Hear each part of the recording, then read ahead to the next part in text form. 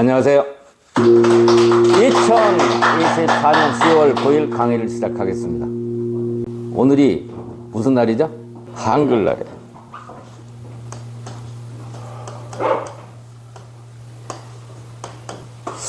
왜 병은 안 고치고 쓸데없는 얘기를 하느냐 이렇게 생각을 할 수가 있어요. 그런데 이렇게 의사가 다른 이야기를 하는 것은 여유가 있다, 자신감이 있다 이런 거예요. 한글날 우리나라 4대 국경일이 뭐였었느냐면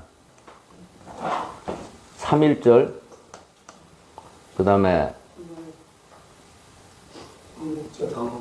제헌절, 광복절, 개천절. 이게 4대 국경일이었어요. 그래서 제가 학원을 할 때 한 30년 전, 20, 30년 전에 이 국경일을 다시 한번 생각을 해봐야 된다. 이거 청와대 편지를 쓴 적이 있는데 3.1절이 국경일이라고 하는 것은 나라의 경사스러운 날짜란 말이죠. 그런데 3.1절이 과연 국경일이라고 볼 수가 있을까요? 나는 그 점이 어려서부터 이상하다고 생각을 했어요.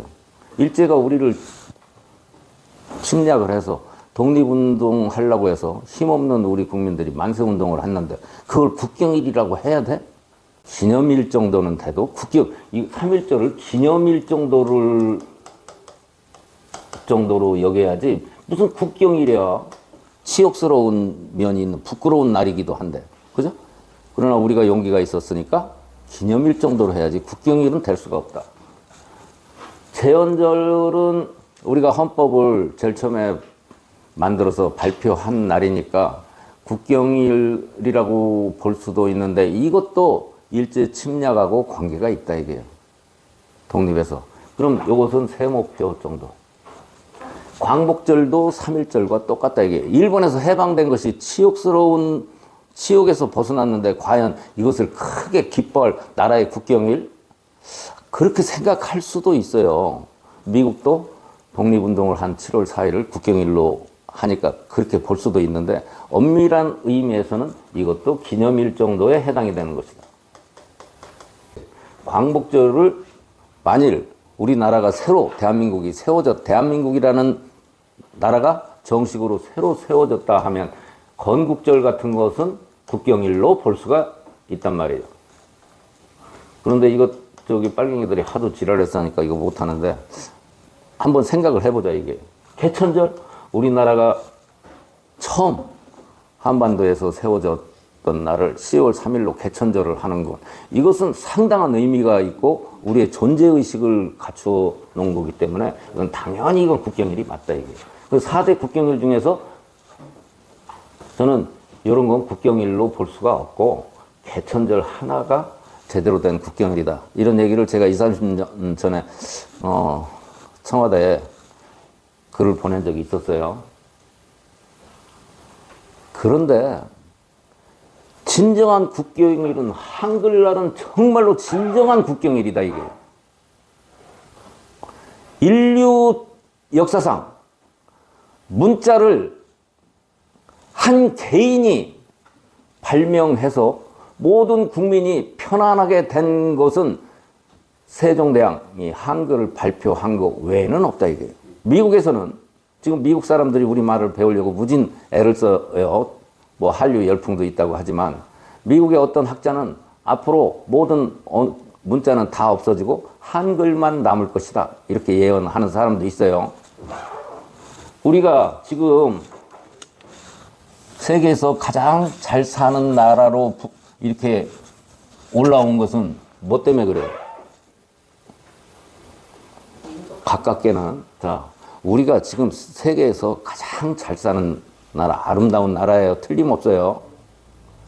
첫 번째는 잘 보면 제곡제곡 따져보면 가까운 곳에서 따져보면 이승만 대통령이 자유민주주의를 이 땅에 심어놓은 이것 때문에 그게 첫 번째 이유예요. 두 번째는 박정희 대통령이 이 양반의 프로그램 때문에 우리가 잘 살 수 있고 보릿고개도 넘어가고 지금 젊은 애들을 보고요. 산에 나무가 저렇게 있으면 아 산에는 나무가 본래 있는 거 아닌가요? 이렇게 얘기해요. 우리가 송충이 잡으러 다니고 저기 풀씨 따서 산에다 사방공사하고 이런 거 애들 전혀 몰라요. 식목일이 있었던 거 모른다고. 이 두 양반이 가장 큰 역할을 했어요. 그런데 이승만 대통령이 한 일 중에서 이승만 대통령이 미국에 있다가 해방이 돼서 우리나라에 들어왔을 때 그 양반이 70세인가 되셨어요. 우리나라 문맹률이 80%인가 됐어요. 문맹률이 우리 어머니 아버지도 초등학교 문 앞에도 못 갔고 솔직하게 말하면 우리 어머니 아버지 한글 모르셨어요. 그게 대한민국 현실이었다고. 근데 이승만 대통령이 학교도 세우고 초등학교 의무교육도 시키고 이렇게 해가지고 절대 옛날에는 말이죠. 우리 가난했을 때는 농사 짓는 게 얼마나 힘들어요. 우리 초등학교 다닐 때도 모짜리 하고 모 심을 때 뭐 농사철 벼빌 때 보리빌 때 애들 학교 못 나왔어요. 다 빠졌어요. 농사 질 때 애들 하여튼 농사 질 때 힘들 때 애들 손 하나만 도와줘도 동생 봐주기만 해도 동생만 챙겨줘도 훨씬 낫았으니까.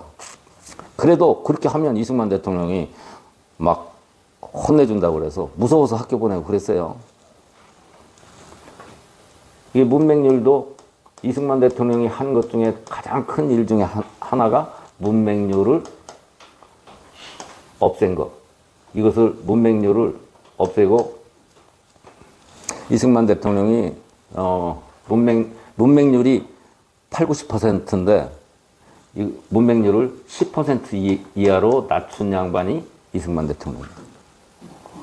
이런 걸 알긴 하고 빨갱이 새끼들이 지랄을 하는 거예요. 이 새끼들이. 글씨를 모르는데 무슨 산업이 발달을 할 수 있어요. 그런데 이 문맹률을 낮춘 것은 이렇게 10% 이하로 낮춘 것은 뭐가 있었기 때문에 가능한 거예요? 한글이 있었기 때문에 가능한 거예요. 한글이 있었기 때문에. 지금 우리 경제 발전이 이렇게 급속도로 올 수 있었던 것은 국민의 지적 수준이 동시에 올라간 거예요. 이 우리가 상상을 할 세계에서 가장 훌륭한 문자인 한글이 있었기 때문에 우리가 요만큼 된 거예요. 그래서 우리 한글날을 맞이해서 세종대왕에게 다시 한번 감사를 드려야 되겠고, 진정한 한글날은 국경일이다. 알고 살아야죠. 그 다음에 우리가 여기서 또 하나 뭘 생각을 할 수 있었어요? 저는요, 시건방져 가지고 제가 우리나라를 이렇게 세우신 분을 네 분으로 봤어요. 세종대왕, 이순신 장군, 이승만 대통령, 박정희 대통령. 요 네 분이 우리 대한민국의 우리나라의 가장 큰 일을 하신 분이라 생각하고, 내가 이 양반들하고 경쟁을 하자, 달리기를 하자. 대한민국에 요 분들하고 경쟁을 해서 4명, 나까지 하면 5명이니까 이 양반들 돌아가셨으니까, 이 양반 돌아가셨으니까 멈추고 나는 살아있으니까 내가 경주를 지금부터 달리기 시작하면 이 양반들이 없었던 나는 핸드폰도 있고 차도 아주 기가 막히게 좋은 것이 있고 정보도 많고 컴퓨터도 있으니까 나 이 양반들 충분히 이길 줄 알았어요. 그래서 내가 죽기 전에 이 양반들하고 경쟁을 하면 내가 최소한 3등은 가지 않겠는가 이런 생각을 갖고 살았거든요. 웬걸? 나는 이 양반들이 돌아가신 줄 알았더니 안 돌아가셨더라 이게요. 지금도 살아서 500년이 넘었는데 세종대왕이 살아서 우리나라에 지금도 으쌰으쌰하고 우리 국민들을 도와주고 계시더라. 그런 얘기. 대한민국한테 뒤에서 엄청난 힘을 발휘하고 계시더라. 이순신 장군도 마찬가지, 이승만 대통령, 박정희 대통령도 돌아가신 분들이 아니라는 것을 한참 있다 알았다니까요. 이 양반들 안 돌아가셨어요. 살아있어요. 그래서 제가 지난번에 오래 사는 법을 강의를 했는데 우리도 마찬가지다 이게. 우리가 예수님이 지금 2000년이 넘었는데 예수님이 죽었어요? 예수님이 죽었냐고. 나사렛에서 부활을 하셨다고? 아니에요. 예수님은 본래 죽지를 않은 거예요. 육신은 죽었는데 지금 살아있어요. 예수님이 있어서 우리 인류가 지금 자유민주주의를 경험하고 행복하게 사는 거예요. 부처님이 돌아가셨어요? 안 돌아가셨어요. 그 양반 2500년이나 됐는데 안 돌아가셨단 말이죠. 그래서 길거리에서 얘기하는 그 좀 이상한 사람들, 지하철에서 찬송가 부르고 또 뭐 가는 사람 기분 나쁘게 예수를 믿으시오. 예수를 믿지 않으면 지옥 갑니다. 이건 엉터리고, 목사님이 가서 또 천국에 가려고 그러면 예수를 믿으시오. 이거 뻥이야. 그럼 지가 먼저 갔다 와보지. 예수님은 본래 돌아가시지를 않았어요. 부활하신 게 아니라 부처님도 안 돌아가셨고 예수님도 육신만 땅에 붙이셨지 돌아가신 분들이 아니고 지금도 살아서 예수님과 부처님이 살아계셔서 지금 우리들에게 옆에 있는 거예요. 얼마나 힘이 되시냐고요. 세종대왕 이순신 이승만 박정희 대통령도 돌아가신 게 아니라 살아있더라 이게. 그래서 우리 한글날을 맞이하여 우리도 안 죽는 방법을 터득할 수가 있다 이게.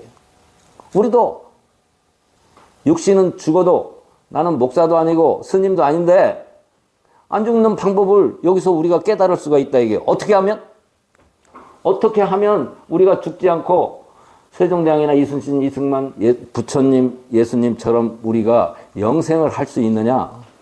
영생, 남이 알아주든 말든 우리 영생할 수 있는 방법이 있다 이게. 영생.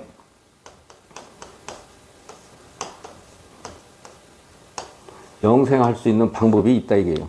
어떻게 하면 돼요? 영생할 수 있어요? 우리 대한민국이 존재할 때까지 영생할 수 있는 방법. 대한민국이 또 국가가 바뀌고 새로운 나라가 될 수 있을지 모르지만 영생할 수 있는 방법은 어떻게 되느냐? 우리가 매일 나의 조국 자유 대한민국을 위해서 목숨을 바칠 각오를 하면 예수님처럼 죽어도 죽지 않은 것이 되고 이순신 장군, 이승만 대통령, 박정희 대통령처럼 우리가 죽어도 죽지 않는 사람으로 존재할 수가 있다 그런 얘기입니다. 그렇죠? 육신은 죽어요. 그러나 죽지 않는 방법. 우리 자유 대한민국을 위해서 내 한 목숨 바치겠다. 이런 각오를 하면은 죽어도 죽지 않는 것이고 죽음을 두려워할 필요도 없다. 우리가 공산사회가 다 돼 있는데도 입을 다물고 자기의 사소한 욕심이나 죽음 때문에 보통 사람으로 살아가면 구더기처럼 그냥 뒤지는 거예요. 죽는 것도 아니고 벌레처럼. 그럼 생명력이 끝나는 거예요. 지금 우리가 나이가 먹어서 어떻게 내 생명을 한없이 연장을 할 수 있겠어요?